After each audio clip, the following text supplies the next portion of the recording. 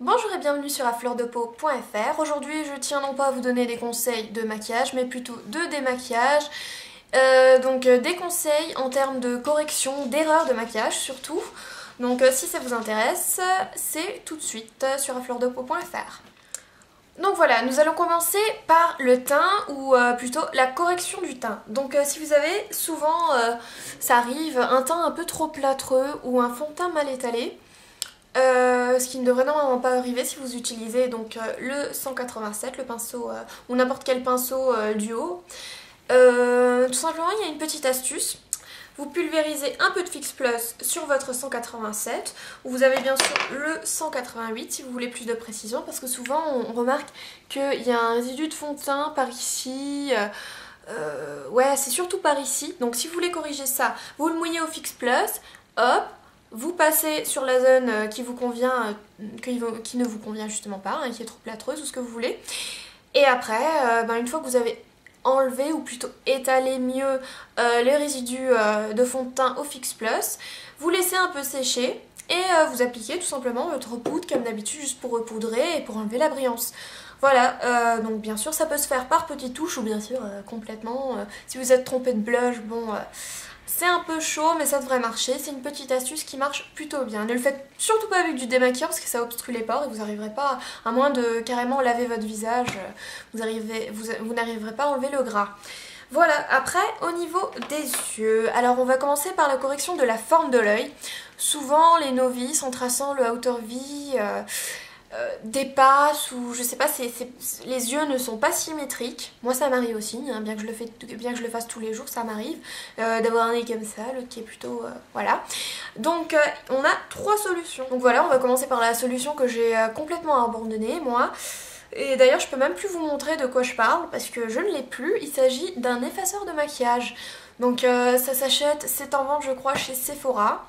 En ce moment, 5,99€, un truc comme ça, c'est vraiment pas cher. C'est comme un stick dissolvant pour les ongles en fait, mais sauf en... Voilà, c'est un démaquillant.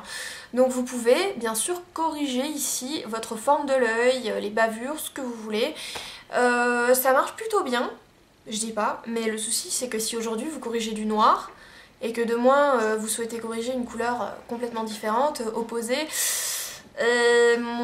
ça va laisser un peu des traces, ça va pas être super. Alors là, dans ce cas, si vous voulez rester sur l'optique du dissolvant, il y a une chose tout à fait simple, c'est d'utiliser votre démaquillant. Ici, c'est un démaquillant biphasé de chez MAC. Perso, tout ce que je fais, c'est au démaquillant biphasé, c'est ce qui marche le mieux. Et vous utilisez tout simplement un coton-tige et hop, vous passez et vous faites bien une belle délimitation. Donc voilà, ça marche très bien avec un démaquillant biphasé, je ne conseille que ça. Vous n'êtes pas obligé... Avant j'en avais un Chanel, donc voilà, c'est encore 20€, là c'est 18€ pour celui qui est de chez MAC. Bon, j'aime MAC, mais franchement, il y en a chez Sephora à 4-5€, il marche très bien. Même en supermarché, en grande surface, vous n'êtes pas obligé de vous ruiner pour avoir un démaquillant biphasé qui marche extrêmement bien. Surtout pour les mascaras waterproof à conseiller. Voilà, autre astuce, donc vous avez bien sûr... Oups. Donc vous avez bien sûr le feutre démaquillant, vous avez le coton-tige au démaquillant, et vous avez ici notre ami le 227 de chez MAC. C'est un pinceau balai, un pinceau gomme, ce que vous voulez, c'est un peu le nom que je lui donne. Et vous allez balayer pour un rendu plus doux les coins de l'œil qui ne vous conviennent pas. Ça c'est vraiment pour les petites erreurs ou pour un rendu plus doux. Et après, dernière astuce, si vous ne voulez même pas commencer par faire une mauvaise forme de l'œil, c'est tout simplement, c'est très très joli à voir le matin dans la salle de bain, surtout s'il y a votre chéri qui vous surprend, ça fait peur. Enfin, tant pis pour lui, hein, il fallait savoir, il fallait s'y attendre. C'est le scotch. Hihi. Donc là, deux petits conseils. Prenez ce genre de scotch original, c'est chez Scotch, qui n'est pas, qui n'est pas tout à fait transparent, parce que je trouve qu'il a une... Je sais pas, c'est au niveau du feeling sur la peau, il me semble un peu moins agressif que les autres. Et ce que vous faites absolument, c'est de le coller plusieurs fois sur votre peau pour qu'il prenne la graisse de votre peau et qu'il s'enlève avec plus de facilité. Le scotch, ça marche super bien, mais c'est vraiment pas bien pour l'œil, donc pour les yeux. Donc franchement, n'en abusez pas.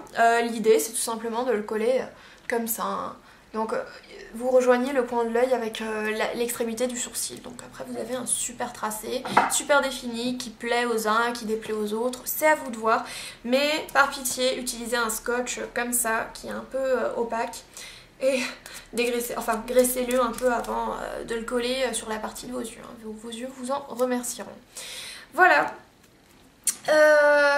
On va passer à la correction du mascara et de l'eyeliner. Alors là c'est simple, j'ai un petit truc à vous dire pour le mascara. Si vous recourbez les cils, souvent il arrive que vous en foutez partout au niveau de la paupière. Il y a une petite chose à faire, vous pouvez tout simplement vous appliquer le mascara comme ça, vous posez un petit carton et vous appliquez. Il y a des machins qui se vendent sur eBay aussi, les pro mascara applicateurs, je sais pas comment ça s'appelle. Bon, si vous voulez dépenser 4-5 euros, je sais pas combien ça coûte, tant mieux pour vous si vous en sortez. Mais bon, après avec un carton, le tour est joué. C'est un peu chiant au début. Mais ça marche très bien pour les cils du bas. Pour le cil du haut, un petit carton, une carte de crédit si vous voulez, celle de votre chérie. Mais ça marche plutôt pas mal, il faut juste un peu s'y faire la main. Mais bon, si après vous faites des taches ou vous vous trompez au niveau du trait d'eyeliner, alors là il y a une seule solution, c'est coton-tige, mais par pitié n'utilisez pas de dissolvant.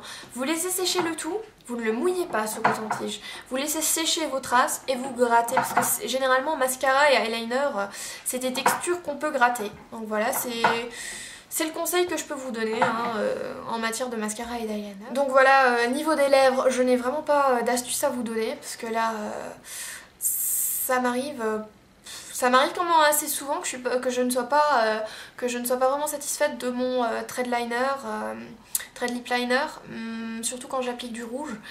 Là, je n'ai vraiment pas d'astuce à vous donner. Si vous en avez, je vous en serais reconnaissant de les poster peut-être en commentaire d'articles ou sur la chaîne YouTube, comme vous voulez. Mais voilà, c'est un peu les astuces que j'ai à vous proposer pour les erreurs de maquillage, de teint, des yeux, voilà. J'espère que ce tutoriel vous a plu et qu'il a pu vous apporter 2-3 petites connaissances en plus. Je vous remercie pour le visionnage et je vous dis à bientôt sur afleurdepeau.fr.